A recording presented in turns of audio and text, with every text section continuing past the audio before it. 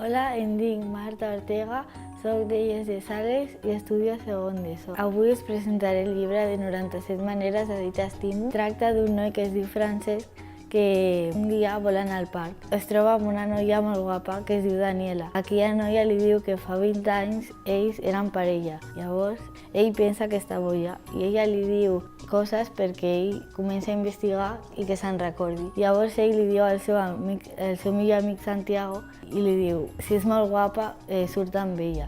I ell li diu ja, però és que està molt boja. Llavors comença a investigar sobre tota la informació que li va donant la Daniela. He triat aquest llibre perquè m'he sentit molt identificada i m'ha agradat molt. Li recomano als de 13 a 14 anys.